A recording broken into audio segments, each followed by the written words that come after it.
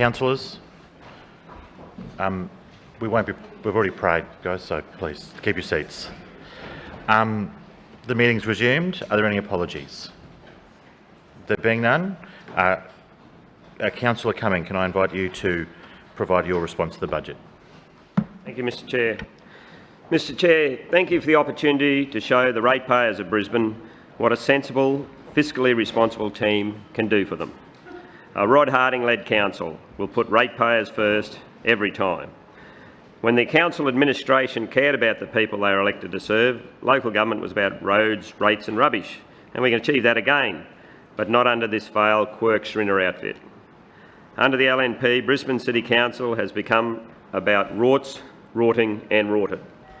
So far we've seen $30 million ratepayer dollars wasted on a bungled IT project, $3 million of ratepayers' money on shameless self-promotion, fluffy flyers, $2 million plus of ratepayers' money on a private company's zipline proposal, and then there's Kingsford Smith Drive. The final bill for this fiasco could be as much as $100 million in ratepayer dollars, over the original price tag. That sort of money would certainly fix a lot of potholes, fix a lot of footpaths, fill a lot of potholes, replace plenty of broken park swings and keep rates down to CPI. And those cost blowouts are just the ones we know about. I shudder to think what is hidden in the dark recesses of the Lord Mayor's office. The LNP has promised to buy 4 new CityCat ferries. Great, but how about starting work on the one that was promised in last year's budget? How can we believe anything this unelected Lord Mayor says? It beggars belief that he didn't even blush when announcing plans to gouge residents with rate rises 60% above inflation. Given the chance this week in this chamber to apologise to ratepayers for his heartless rate rises, he squibbed it, Mr Chairman. He couldn't bring himself to say sorry. Shame. Not content with blowing budgets, he's also sending ratepayers into more debt. On Wednesday, Councillor Schrinner gleefully declared himself in partnership with the Morrison federal government in Canberra. And that helps us understand this unelected Lord Mayor's addiction to debt, why he's drunk on debt. The coalition in Canberra has added more debt in 5.5 years than all governments over the preceding 118 years. And the LNP in this place are desperately trying to outdo their federal mates. Brisbane City Council was debt-free 10 years ago. Now, thanks to the LNP, each member of the public in Brisbane will be burdened with $2,101 this year after a $1 billion debt binge, which will climb to almost $2,500 per head in 4 years. Councillor Schrinner is drunk on a barrel of debt, which will skyrocket this year to $2.5 billion before reaching almost $7 billion. Right. What ratepayers have been handed in this first budget by Tinkerbell Schrinner is a sprinkling of magic dust with feel-good fairy tales of bridges and parks to cover yet another shameful raid on Brisbane households. Scrooge McSchrinner has pinched Christmas in June, Mr Chair. He's delivered another mean-spirited financial blueprint by a terminally out-of-touch LNP administration. The average rate rise is a staggering 60% above inflation, while residents are struggling with years of stagnant wages and soaring household bills. It is much worse in some suburbs. Auchenflower rates are up more than 5%, a $92 hip pocket hit. Chapel Hill residents have been slugged at 5.2%, an $84 hip pocket hit. But wait, there's more. Mansfield, 5.4%, an $87 hip pocket hit. Robertson, 5.4%. That works out to be more than $114 for residents. Upper Mount Gravatt, 5%, $73. Wakerley, 5.8%, $87. Seven Hills, 5.8%, $115 hip pocket hit.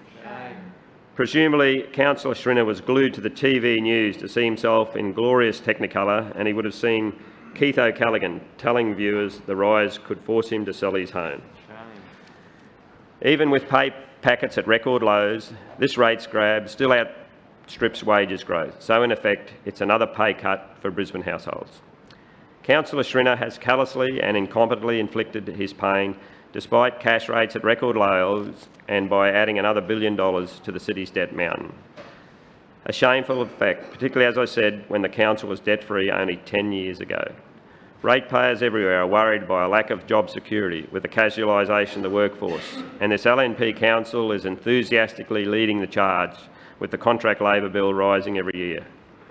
The LNP has shown clearly and unambiguously that it will do whatever it takes to cling to power. I'm surprised Wednesday's budget didn't come with a free set of steak knives. It's all down to one thing, and one thing alone. It is thanks to the wicked waste perpetrated by those opposite. Their excesses would see the most debauched antics of the Roman Empire seem like a Sunday picnic at New Farm Park.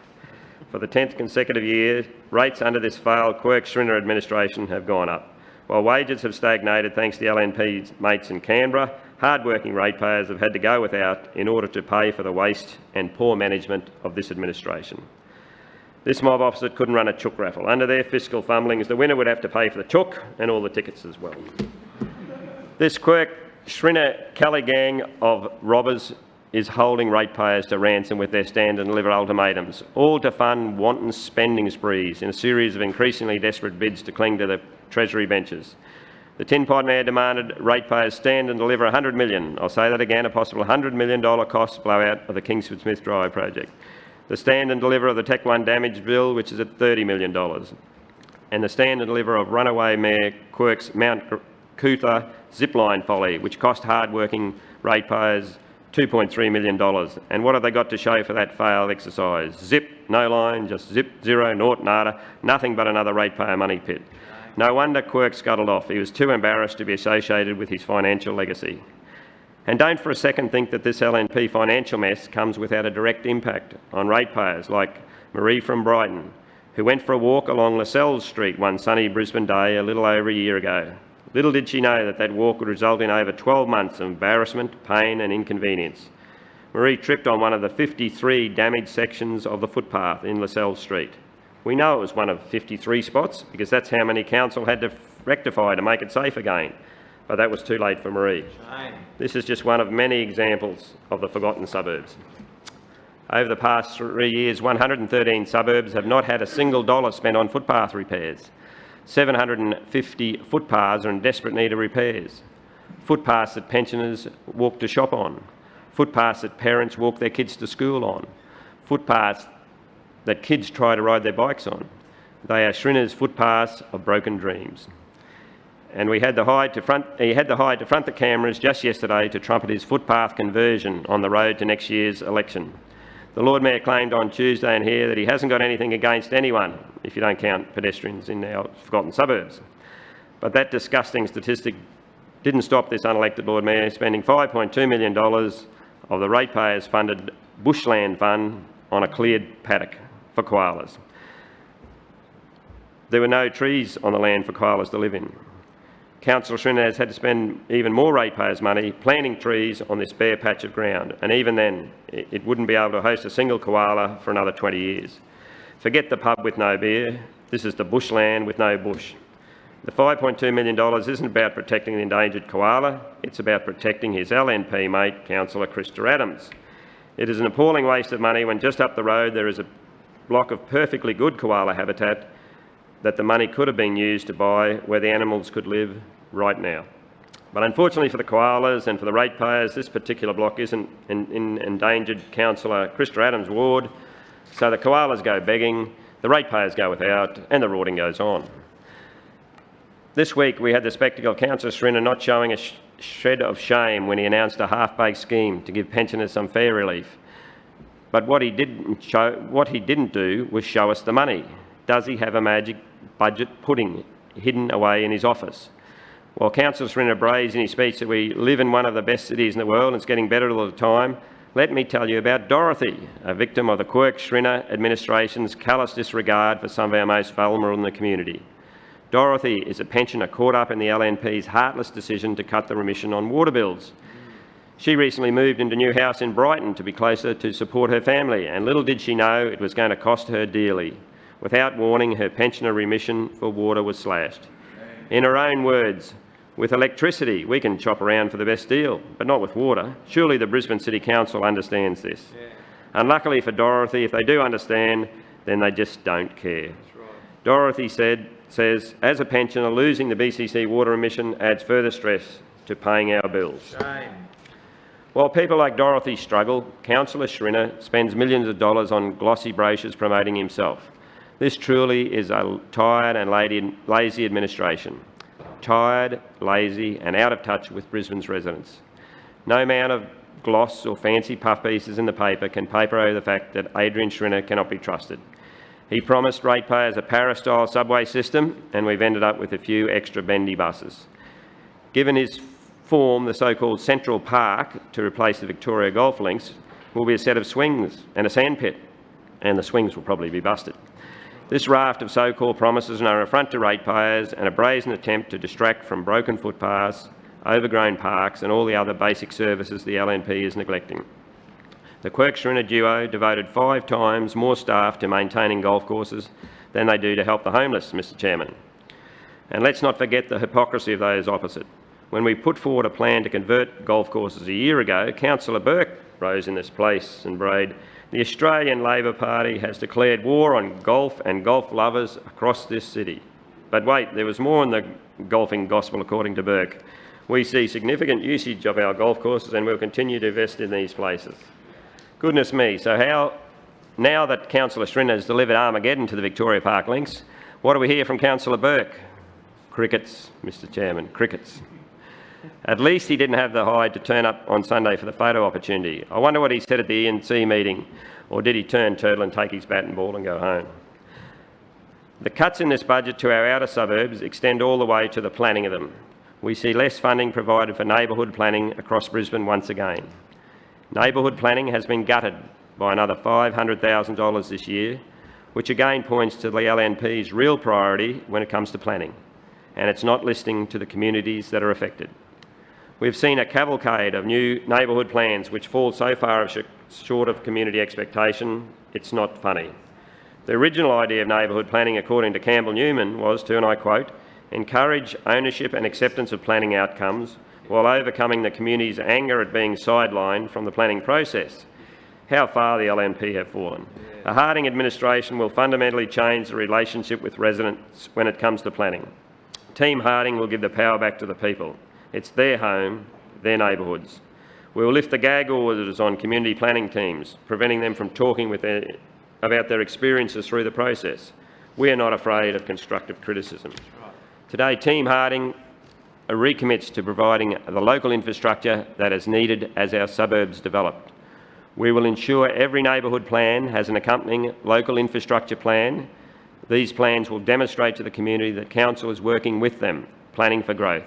Importantly, these plans will go further than the legislatively required LGIP and include projects across key budget programs. The community would be empowered to identify and prioritise deliverable projects, which would then have delivery time frames. We would do more than simply talk. We will act. We will do more than pay lip service. We will consult. And we will ensure Council is accountable to the community. The LNP treat the Lord Mayoralty as a plaything, handing it on to the next mate like some sort of baton. Roll up for the magical mystery tour. Who's the next ringmaster at this Liberal national circus? Campbell Newman bequeathed it to Graham Quirk and in turn handed the job on to Adrian Schrinner. One thing you can be certain of, Mr Chairman, when it comes to the Tories and Council leadership, women need not apply. A Rod Harding Labor-led Council will change the direction of the Council by focusing on not constantly reaching into ratepayers' pockets to pay for mismanaged follies. We will give Brisbane residents value for money. There is no value in ratepayers shelling out almost $3 million on publicity stunts for this unelected Lord Mayor. Instead of promoting himself, Councillor Schrinner should have done the right thing and used the money on things like repairing footpaths so that folk like Marie don't have to endure months of pain after falling foul of a footpath fail. This week, this Jekyll and Hyde administration announced it would provide pensioners with public transport fare breaks, but hypocritically ignored the fact that it cut their water rebates, and we've heard that effect on Dorothy a little earlier. Let's talk transport. When it comes to public transport, this tired old LNP administration sees nothing but dollar signs. They don't see passengers waiting for buses that never turn up.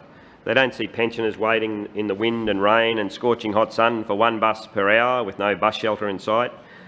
What they do see is an opportunity to waste millions on advertising the candidate for mayor over the delivery of services. Their commitment to delivery of good bus and ferry services out in the suburbs is wafer thin. They've now had 3 councillors blundering through the revolving door of this vital portfolio, and not one of them has been able to address the serious issue of driver safety. Not one of them have been able to address declining patronage in our outer suburbs. Their commitment to delivery of good bus and ferry services out in the suburbs is thinner than skin deep. Not one of them has been able to turn a single solitary sod on the Metro bus project. And this budget tells us why. The one new city cat that this unelected Lord Mayor was supposed to have delivered should have been gliding up the brown snake by now. And yet we see another delay, another carryover. We are now at the point where ferry and city cat patronage is at serious danger of becoming terminal. Last year, Councillor Schrinner, as Chair of the Public and Active Transport Committee, promised to spend over $17 million on upgrading our ferry terminals in the 2019-20 financial year. Reading that document, you'd have thought they were full steam ahead. But fast forward just 1 year and they've dropped $6 million faster than a hot rock. The anaemic spend on ferry terminal upgrades will slump to just $11 million this year. The Lord Mayor talks a big game about supporting Brisbane businesses, but we know his track record and it speaks for itself. Brisbane ferry terminals proudly built in China under Adrian Schrinner. Some friend to local business he is. The story doesn't get much better in other areas of public transport budget. This unelected Lord Mayor talks a big game about his so-called public transport subsidy as if it comes out of his own pocket. He says it sets a record, but again, let's look at the numbers. In Mayor Quirk's last budget, the council bus operating subsidy was to reach $92.418 million. But Mayor Schrinner couldn't get it there. He only got up to $89 million on his first go. The rhetoric of this LNP rarely meets reality, and never more so in this instance. Just imagine the sort of Fred Flintstone-style bus services this LNP and administration would run without the $1 billion in funding Council will receive from the state government over the next 3 years. The story for public transport just gets worse. The City Cat and ferry operating subsidy is down. The bus build is down.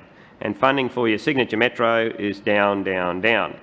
Last year you allocated almost $150 million for this year and over $278 million next year. We see that shrivel up to $125 million this year and just $226 million next financial year. That is $76 million admission that your metro is going nowhere fast. You've allocated just $873 million to 2023, and with your appalling track record of delay, overrun and rorting, who knows how high this will go. Your metro was doomed for delay from the day it was announced. You proposed a subway system for the people of Brisbane, which was at best very poorly thought out, but at worst a complete fabrication. You spent years redesigning it to a stage where it is now 60 banana buses on existing busways and a vague plan for some future highway through the northwestern suburbs. Just get on with the job and stop stalling, Councillor Schrinner. Now, Mr Chair, Councillor Schrinner has always liked to pride himself on active transport and cycling, so we would expect to see lots of good news in this area. He certainly tells us that way. Well, the numbers on the budget book look a very different story. Last financial year, over $63 million was allocated for the provision of bikeway infrastructure and cycling programs. Well, Mr Chair, Councillor Schrinner fell way short once again. The real spend was only $57 million. The proposed spend in this year shrinks to just $52 million. We are seeing a retreat on cycling under this mayor, and it seems no one is immune. The fantastic active school travel program, which is one of the most successful and universally supported behaviour change programs that Council runs, is already chronically underfunded. We know the team in there does its very best with the pathetic amount of funding this LNP administration allocates. Well, they'll have to work even harder this year because the program has been slashed from $785,000 to just $665,000. In the 2020 financial year, funding was set to grow to $800,000, but Councillor Schrinner has taken the axe to that too, earmarking just $674,000. It seems primary school children aren't even safe from this cash grab. Under a Harding and Labor administration, we'll reverse these cuts and will properly invest in our children. City Cycle is the bike hire scheme that was promised to be cost neutral under the Newman regime. This supposed cost neutral scheme has now cost us $17 million in payments to a French advertising company when this money should have been spent on getting this scheme right. And one of those things should be a plan for a grid of separated cycle lanes in the CBD. This alone would see a dramatic return on that enormous cost and provide a real shot in the arm for cycling in our city. We commit a Harding Labor administration to working constructively with cyclists. in establishing a Lord Mayoral Bicycle Users Group to advise the Lord Mayor directly on cycling issues. Rod Harding is a cyclist. He gets the transformative power of a city geared towards active travel and will do more than just pay lip service like Councillor Schrinner does. Lifestyle and Community Services is a critical program in the city because it's about people, it's about building community and a sense of belonging. The new unelected Lord Mayor prefers to focus on his gold-plated projects like Kingsford Smith Drive or the elusive Metro that seems to be rephased in the never never, instead of delivering much-needed increases to build community and deliver services and resources to our suburbs on the ground where they are needed. Last year, we saw city venues as the sole program to see significant increase. It went from 4 million to 33 million. But as we've seen time and time again with this administration, there's been a complete and utter failure to deliver with the actual financial year 18-19 capital spend sitting at just over 13 million. That is a $20 million deficit, Mr Chair, for this out-of-touch LNP administration, who cannot deliver any project on time or on budget. Expense and revenue in this program remains largely the same across 18-19 and 19-20. Like much else in this budget, it demonstrates that the newly elected Lord Mayor is largely out of ideas, and out of touch with the needs of the Brisbane community. There's no major increase in funding to suburban community festivals, multicultural festivals or to cultural organisations. In fact, our suburban community festivals are decreasing in number. This last financial year saw $200,000 ripped out of social history in this city compared to what was promised. We see major projects fail to be delivered on time and on budget. The Cannon Hill Golf Course, 17 million, failed. Brackenridge Library, project rolled over with another $3 million allocated this year, while other suburban libraries can't provide basic amenities. Fail. The iconic School of Arts refurbishment rolled over. Fail. Langland's Pool upgrade rolled over. Fail. Musgrave Pool refurbishment delayed. Fail. The new unelected Lord Mayor will fall into the same self-gratification trap as his predecessors, naming every possible community event after himself this year. We will see the Lord Mayor's Children's Concert, the Lord Mayor Senior's Cabaret Showcase, the Lord Mayor Senior Christmas Parties, the Lord Mayor's Christmas Carols. Anyone would think the Lord Mayor is personally funding these events, not the residents of the city. The attempted brainwashing from this administration will continue. But make no mistake, he will certainly have his face on all the colourful brochures, sending his face into the mailboxes of millions of residents at their expense. They are his events after all, aren't they? Of course, it's no joke.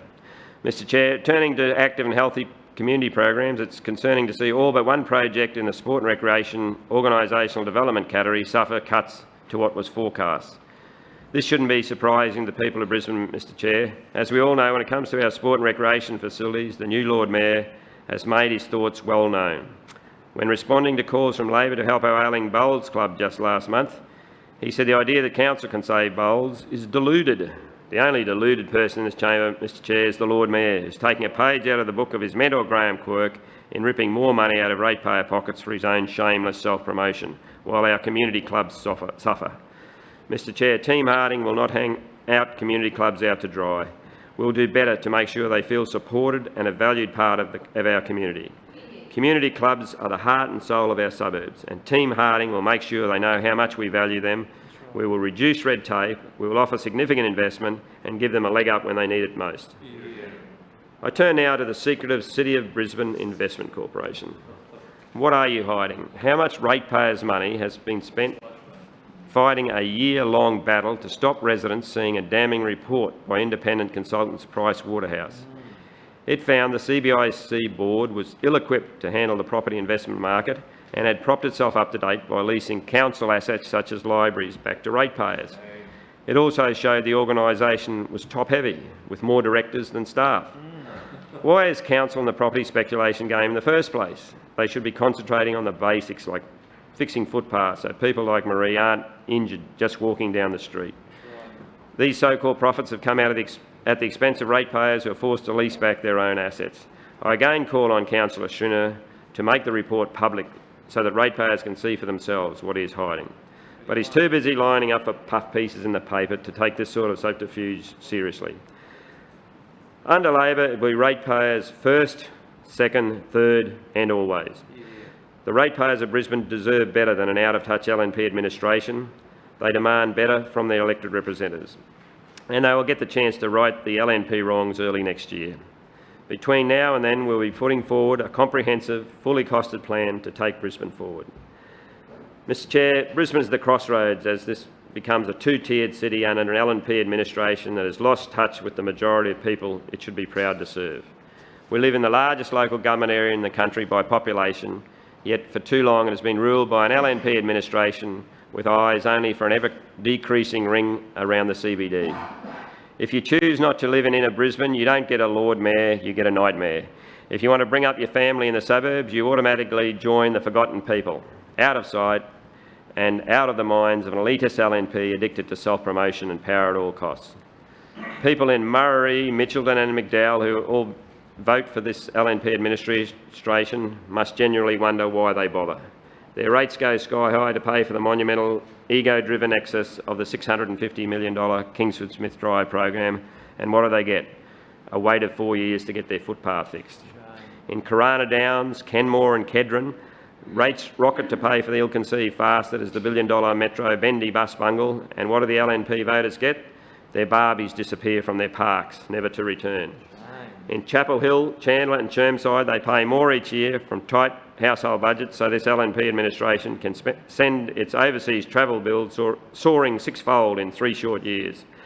Hard-working residents see their pay packets shrinking in real terms year after year because of the uncaring ideology inflicted by this LNP council's cronies in Canberra. Yet they are forced to watch in despair as their rates rise by more than the CPI each time they get a bill. This time, 60% above CPI. Residents of suburban Brisbane simply don't count until the LNP needs their bills paid. Since Anastasia Palaszczuk turned off the rivers of gold from developing our nation, this LNP continues to stick ratepayers with a tab for a multi-million-dollar PR campaign designed to obfuscate its record as enablers of the worst overdevelopment in the city's history. Money for this shameless self-promotion is hidden all through this budget by an LNP administration too scared to tell the truth. Ratepayers are stung for millions, so this morally bankrupt LNP council can run advertising campaigns that rightly would see the Premier or the Prime Minister locked up if they ever stoop so low. What's worse is the obsessive secrecy and the wanton waste. This LNP didn't want you to know that contingency blowout on Adrian Schrinner's Kingsford Smith Drive was $47 million and climbing fast. It took a determined ALP opposition, in the words of that great Liberal Don Chip, to keep the bastards honest. This overspend will continue in this budget and the next. The LNP refused to tell ratepayers how many millions were wasted on the Green Camp Road project blowout. Likewise, many more millions were wasted in the council's inept handling of the Anzac Square development. This bumbling LNP blew out $27 million on a failed IT system with absolutely nothing to show for it. The same incompetent finance chair saw the theft of almost $500,000 from council coffers despite warnings to watch out. As if to underline the paucity of talent on the benches opposite, the councillor responsible for these debacles has been promoted while public servants have been sacrificed to save her scalp.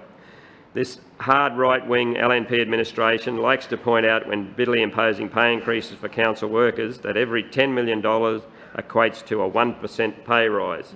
So by their own rationale, a good 10% of the average rate bill this year pays for the LNP blunders, for their self-serving advertising, for their largesse and for their startling ineptitude. And if you thought things could only get better under a new mayor, well, it took less than a day to confirm his view of what counts in Brisbane is as myopic as that of his predecessor, with the thought bubble and announcement that ratepayers would spend $500 million on a network of inner Brisbane green bridges. The same committee chair who delivered us the Kingsford Smith Drive debacle, a poorly designed $650 million upgrade that saved 60 seconds of congestion, is now promising another entry statement in Brisbane. Where else? The CBD. An entry statement. Where have we heard that before? People in the suburbs don't need entry statements that cost hundreds of millions of dollars. They want their basic services maintained and they want their rates bill to reflect what council is spending in their suburb. Before we spend another $500 million building a network of green bridges in the inner city, residents want action to ease congestion in their suburbs. They want the turn left lane that can cut the queue across their local intersection. They want the set of traffic lights that will make roads safer for their children. They want their overgrown parks mowed and their playground equipment kept clean. The 5 new green bridges, 4 of which are located in the inner city, shows this Lord Mayor continues to ignore the traffic congestion in Brisbane suburbs. What consultation has the Lord Mayor done with the residents of St Lucia, Toowong and West End, to name but a few suburbs, in relation to the building of his green bridges? Why won't the Lord Mayor release his research proving the need for inner city green bridges as the answer to Brisbane's congestion? Once again, we hear the Lord Mayor in his budget speech announcing that he wants to build the eastern and northern metro links when he hasn't even delivered a single aspect of his metro project. Tell him he's dreaming, Mr Chairman. Excuse me. The majority of Brisbane residents who travel by bus will not benefit at all by the Lord Mayor's metro project. In fact, will have their bus services cut, or at best have to catch 2 buses into and out of the city. The Lord Mayor's metro actually means more inconvenience for bus travellers. This year we'll see a $20 million cut in the road resurfacing budget, more cuts to the suburbs to cover the Lord Mayor's debt. We see the announcement of a Green Future Fund, another way that LNP will rort the city's finances to pork barrel their own electorates. The Lord Mayor's discovery of koalas and his new green credentials are a cynical attempt to hide his champion of his administration's wholesale sell-off of Brisbane to developers, which is the real issue that is festering for so many residents in Brisbane. In conclusion, ratepayers want a council that will get back to basics, roll up their sleeves and do the hard work Brisbane suburbs so badly need. They want a council that spends less time doing fluffy media conferences for the TV cameras and more time doing the grassroots work for which they have been elected. They want a council that spends less on self-promotion and more on road resurfacing. Roads, rates, rubbish, Mr Chairman. In March, the people of this great city will have the chance to elect a Lord Mayor for all of Brisbane, not just a Lord Mayor for inner Brisbane. Labor will put ratepayers first. Thank you, Mr Chairman.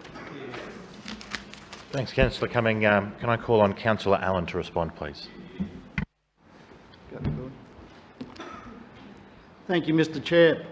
I'm proud to stand here this morning in wholehearted support of Lord Mayor Adrian Schrinner and his 2019-2020 Brisbane City Council budget. We live in one of the best cities in the world, thank you, and is getting better all the time. But we know we can always make it better. We want the Brisbane of tomorrow to be even better than the Brisbane of today. This is an exciting and visionary budget that delivers strongly on what the community expects from Council today, but has a laser-like focus on what is required for our future.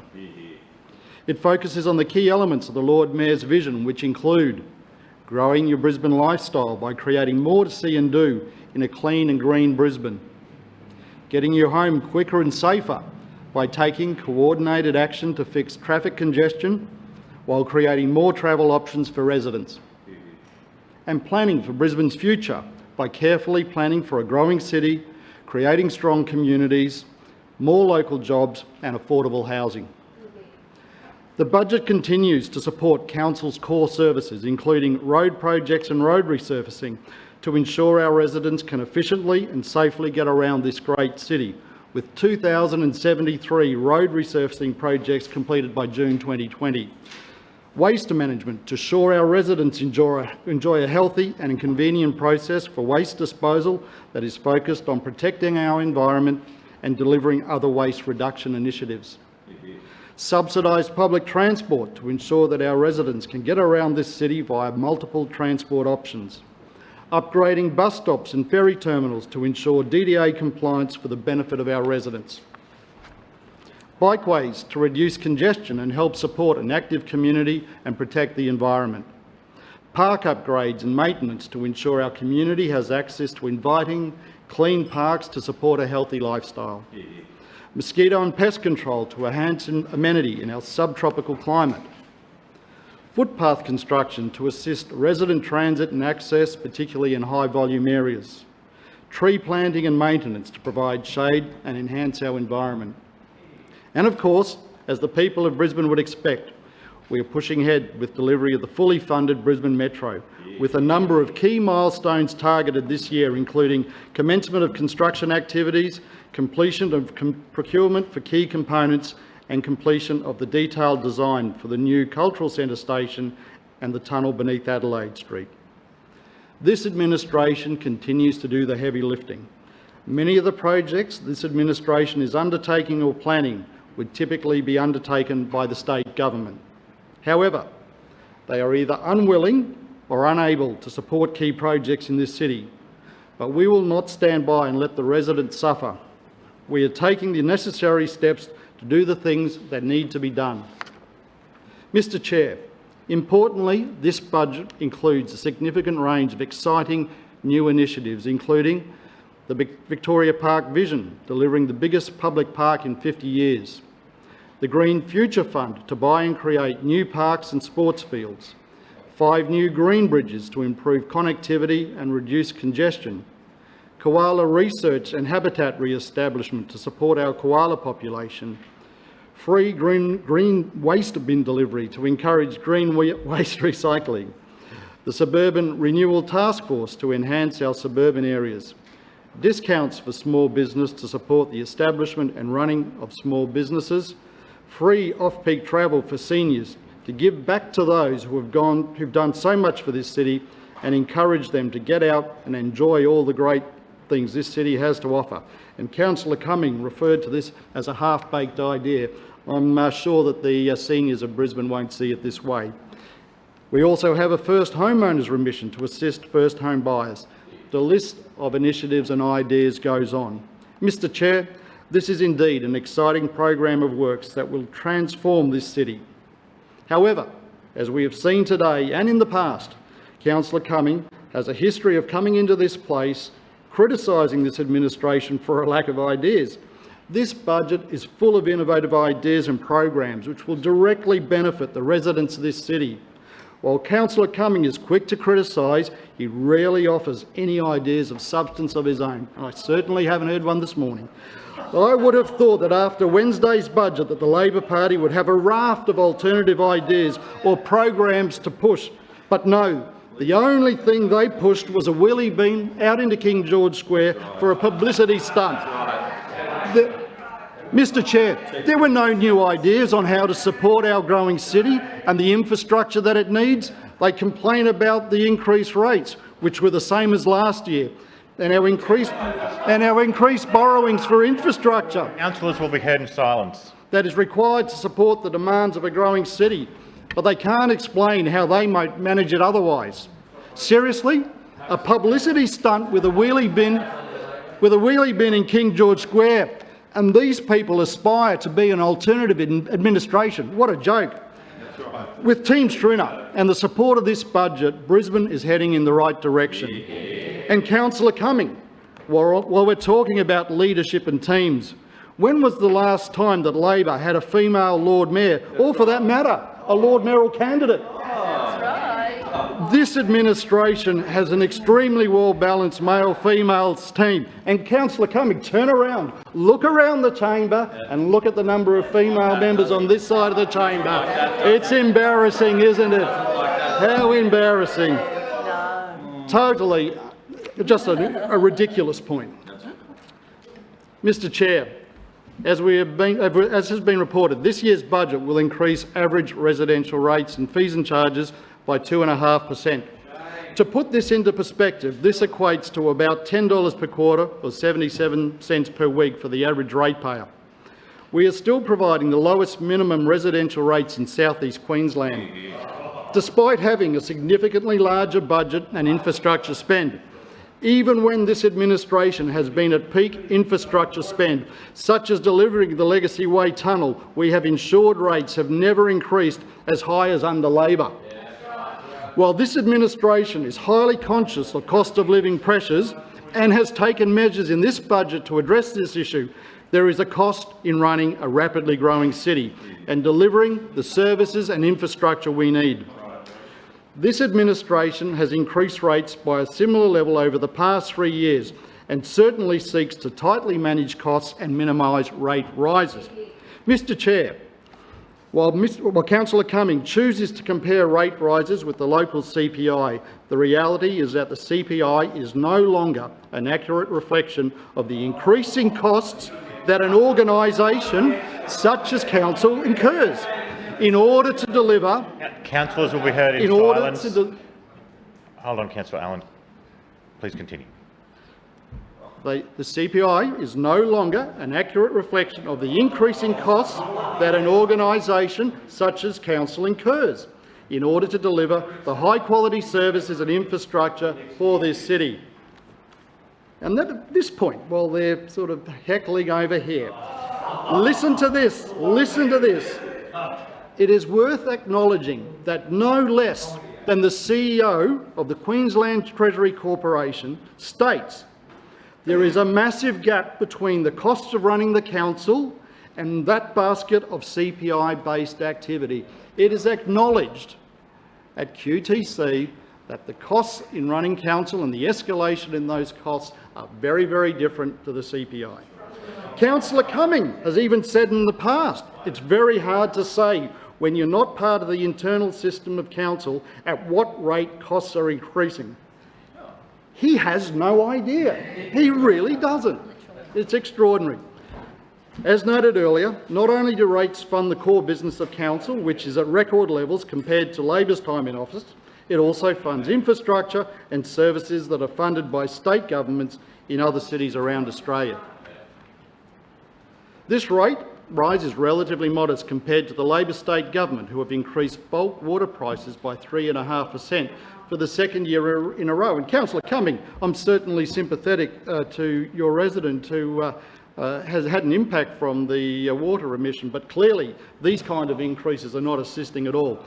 For this necessary rate increase, the people of Brisbane will be able to see continued investment in the services they value and expect from this council, such as continuing to provide a $134 million subsidy towards public transport, and I would note that we are the only council in Queensland that does this, providing 60 new air-conditioned and accessible buses, managing more than 2,100 parks while continuing to provide more parks and green space, managing 33 libraries, all of which are open on Saturdays, delivering more than $22 million in tree planting across our suburbs, an increase of more than $4 million, and finalising $360 million worth of road resurfacing over the 4-year term.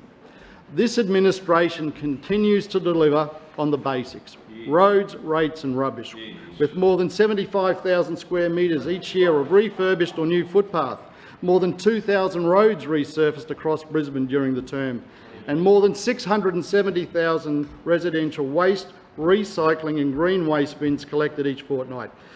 Mr Chair, we know that when it comes down to it, Councillor Cumming does not know where he stands on rates or wages for council officers. He has also said in the past he doesn't believe rates should be going higher than inflation or wages. They should match wage growth.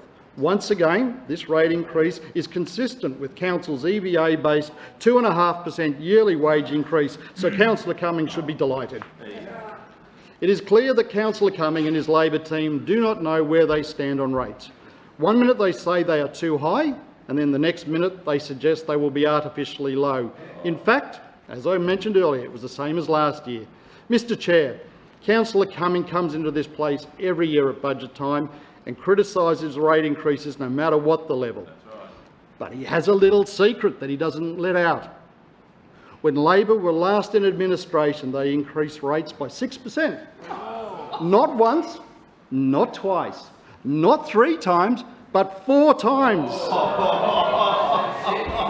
Mr Chair, this administration has never increased rates by 6%. The opposition did this 4 times in 7 years.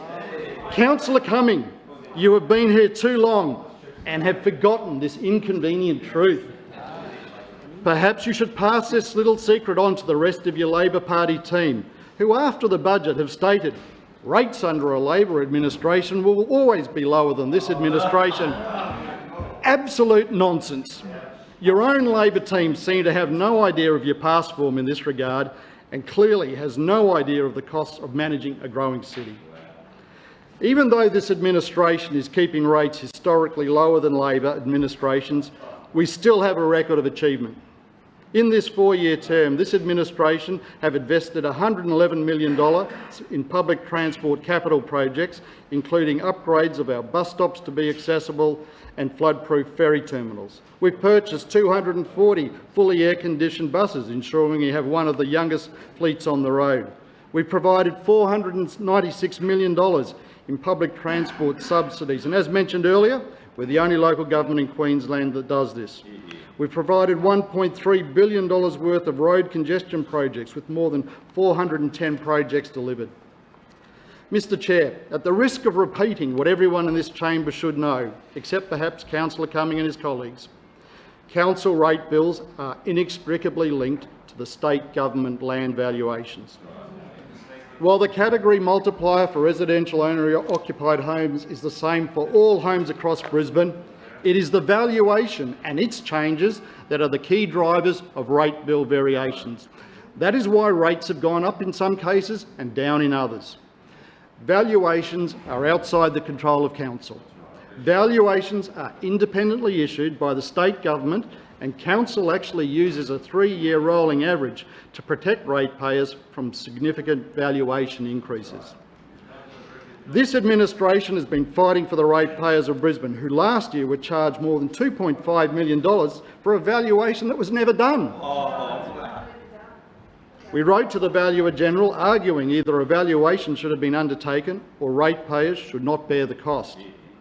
The knock-on effect is that valuations are up significantly in some cases this year, and certainly there are properties that have had significant increases.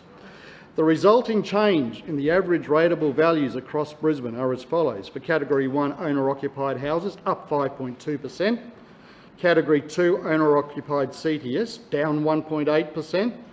Category 7 non-owner-occupied houses, up 5.2%. Category 14 non-owner-occupied CTS, down 1.9%. So it can be seen that the valuations are a key driver in rates changes. While on the issue of rates, I'll also touch upon the generous pensioner remission program that we continue to run, and it's certainly the best in South East Queensland. The pensioner rate remissions will rise by 2.5%, meaning a full rate pensioner will receive a rates remission up to $1,040 per annum. A part rate pensioner will receive a remission up to $486 per annum. Mr Chair, I'm surprised to hear from Councillor Cumming that the Labor Party have a problem with council's borrowings. Though I must say it's hard to pin them down on this issue. It seems to change with the weather. They regularly come in here and complain about a lack of infrastructure, but if rates or borrowings are increased to pay for the infrastructure, they cry foul. Well, guess what happens if you do not increase rates or borrowings to pay for key city-changing infrastructure? Cuts and chaos, Mr Chair. Cuts and chaos. There is no other alternative. But, Mr Chair, the Labor Party are all over the place on this issue. At times, the Labor Party's position has been that they do not have an issue with council debt and that they are not worried about debt, but they are more concerned about whether we're doing the right projects. Then their position changes and suddenly we are drunk on debt. If the Labor Party want to witness an administration drunk on debt, the bar is open down at 1 William Street. There is an open tab and their state Labor mates are having an out-of-control party, which is going to end with a monstrous hangover for the whole state. Mr Chair, we know we can't build a better Brisbane without building infrastructure, which is exactly what this budget is doing. There is such a thing as good or positive borrowing, which funds long-term infrastructure, and that is what we're doing. And to answer Labor's questions, we are doing the right projects. We are building the metro, as well as 5 new green bridges to make getting around the city easier. In the 1920 financial year alone, we'll be committing $931 million towards infrastructure projects. Councillor Cumming, with respect to Kingsford Smith Drive, you've obviously been out of administration a long time, but your claim that this is an overspend is totally wrong, and it's mischievous. The budget on KSD has always been $650 million. It remains $650 million. Your suggestion that we're overspending when in fact we're using contingency is mischievous, and you know it.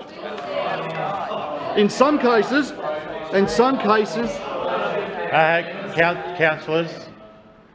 councillors will be heard in silence. In some cases, this is the type of infrastructure that normally a state government would be delivering. However, we're getting on and doing it.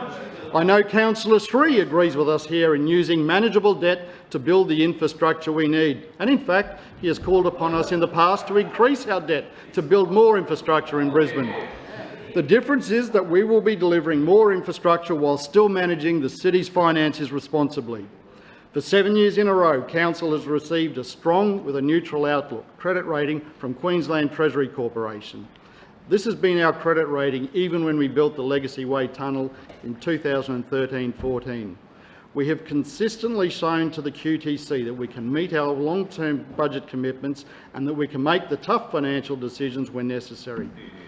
This is in stark contrast to what we have seen this week from the Labor state government.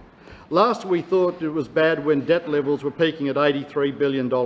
That appears to be just a warm-up, with debt levels now set at $90 billion. Now, another area where the Labor Party has been found wanting is the impact the accounting standards are having on our balance sheet, particularly in the coming year and the following year, as the impact of the lease and service concession changes are reflected. This year, we are seeing changes in our financial statements because of changes to accounting standards for leases and service concessions in particular. For the 1920 budget, as at the 1st of July, we now have 1,113 leases recognised on Council's balance sheet, which are reflected as a $602 million increase in right-of-use assets and an increase in lease liabilities of $742 million. This does not affect Council's debt or cash and is essentially an accounting treatment. For the 2021 financial year, this budget reflects our service concessions being recognised on the balance sheet. These include toll roads such as Clem 7, the Go-Between Bridge. These changes will add $3.7 billion of assets and $3 billion of liabilities onto Council's balance sheet. Again, this is not a change to debt or cash, but is an accounting treatment. I dare say that today we've seen the Peter principle at work. He does not understand the impact of these changes, and it was evident in the figures he quoted earlier in his speech this morning that he has no idea how council finances work. Moving on to the Metro. The Brisbane Metro is now fully funded thanks to the federal government grant of $300 million. This year we will see construction start on the Brisbane Metro with early works being undertaken.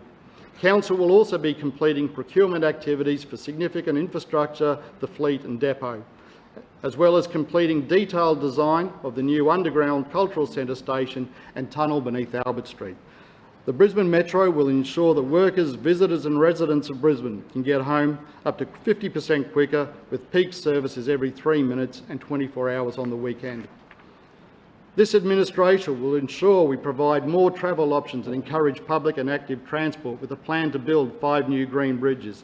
The green bridges will be located at Kangaroo Point to CBD, Toowong to West End, St Lucia to West End, Bellbowrie to Wacol and Breakfast Creek.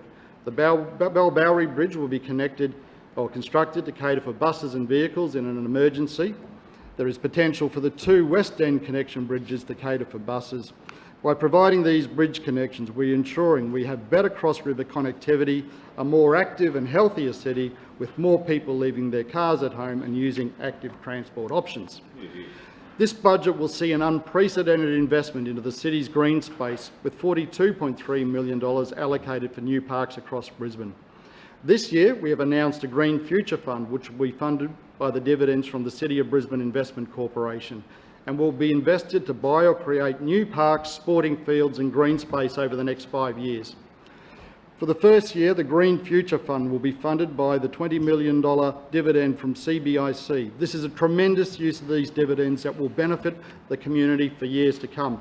Now, as we noted in Councillor Cummings' speech, the Labor Party would shut down CBIC. The benefit that's going to accrue would be wasted. In effect, Labor would kill the goose that laid the golden egg. Over the past 10 years, CBIC has delivered an annualised rate of return of 11.5%, returned more than $111 million in dividends to the city, which has kept rates down and helped build infrastructure, and has still managed to build its net assets from $135 million to over $260 million. It is a great outcome, And it is all there to see on the CBIC website. Now, Councillor Cumming is a keen investor. Councillor Cumming, you're a keen investor, and you would have to agree that financial performance is sensational. Brisbane residents have told us they want more parks and places to relax. This Green Future Fund will ensure we have a 5-year program dedicated to providing new parks and sports and recreation spaces. We've already seen the success of having a dedicated program towards growing our green space from the Bushland Acquisition Program. In 2016, this administration committed to accelerating the purchase of 750 hectares of bushland over 4 years, with 700 hectares already acquired. This budget provides $1 million towards consultation and design for the Victoria Park vision. This administration has a vision to transform 45 hectares of the golf course into the largest public park in 50 years. We have record spend in tree planting in our suburbs, with a 25% increase in tree planting spend compared to last year. There will be a focus on tree planting in suburbs such as Zilmere, Paddington, Greenslopes and Murarrie to improve amenity around local shopping areas, as well as beautifying busy traffic corridors. We will also see a dedicated program of jacaranda planting in Bulimba, St Lucia and New Farm. A key focus of this administration is to support the local economy while creating new and innovative jobs in Brisbane. Small and medium business account for more than 90% of businesses in this city. Therefore, it is no surprise that they are the backbone of our economy. When our suburban small and medium businesses are thriving, so is Brisbane's economy. Which is why in this budget we have included a range of initiatives that will support and assist businesses across Brisbane. The Lord Mayor announced on Wednesday that $550,000 has been allocated for a suburban renewal task force, which will be modelled from the successful urban renewal program which saw the revitalisation of Newstead and Tenerife in the early 90s. We recognise that capital investment into our suburban shopping precincts has the effect of attracting residents back into their local shopping precincts. In the 1920 year, there will be $165,000 provided to create new opportunities for social enterprise and active local businesses. This investment will see the implementation of the Renew Australia model in suburban shopping precincts by allowing social enterprises and creative industry businesses to take up space in vacant shop fronts. This program has been successful in other areas in Australia to not only promote local creative industries, but also reduce the amount of time a shop is vacant. The Supporting Small Business project will also see $50,000 invested to support local trader associations, $50,000 provided to a suburban shopfront program. This budget will also introduce 2 small business liaison officers to provide support and advice for small and medium businesses. We'll also continue our popular programs such as the 24/7 Business Hotline and provide more than $14 million to deliver the Village Precinct program. This administration recognises that one of the biggest challenges small businesses face is the cost of owning or establishing a business, which is why, as part of this budget, we have introduced $2 million in reduced fees for small business. As part of the small business discounts, one-off fees in establishing a business will be waived and initial costs reduced by 50%. For a new cafe or restaurant, this could see savings of more than $2,000 in establishing the business and ongoing savings of up to $200 a year. Another exciting program is the first homeowners remission. This year, this administration will make it easier for people to break into the property market and own their own home. We know it is the great Australian dream to be able to purchase your own home, yet for many people, the financial burden of becoming a homeowner can be overwhelming.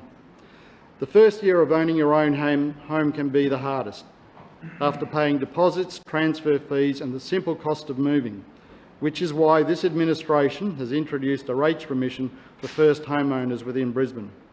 From the 1st of October this year, a first homeowner can receive a 50% reduction off the first year of their rates up to $1,000. This will see up to $1,000 going into the back pockets of new homeowners across the city.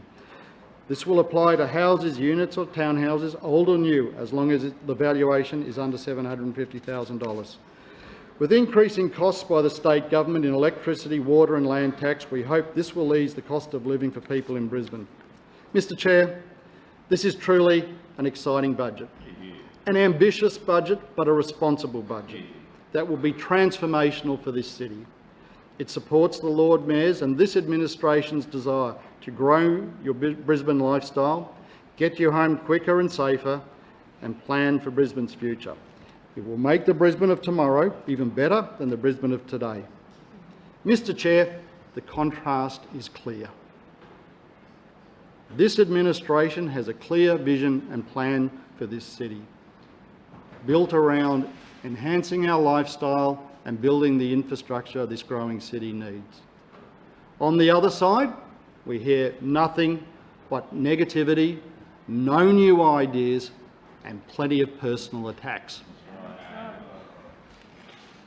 The contrast and the options are clear.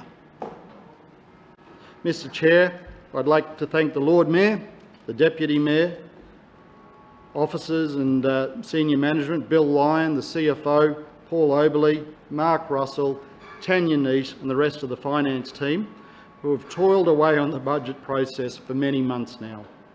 I would also like to thank all the other officers involved in developing the budget over recent months and my PLO, Gemma Long. Well done on a great effort. I commend the budget to the chamber. Thank you. Thank you, Councillor Allen. Lord Mayor. Mr. Chair, I move that the meeting be adjourned until 9 a.m. on Wednesday, 19th of June 2019, to allow for program information sessions to be held later today and on Monday, the 17th of June 2019 on the budget programs. Seconded. It's been moved by the Lord Mayor, seconded by the Deputy Mayor, that this meeting be adjourned until 9 a.m. Wednesday, the 19th of June 2019, to allow for program information sessions to be held later today and on Monday, the 17th of June 2019 on the budget programs. All those in favour say aye. Aye. To the contrary, no. The ayes have it.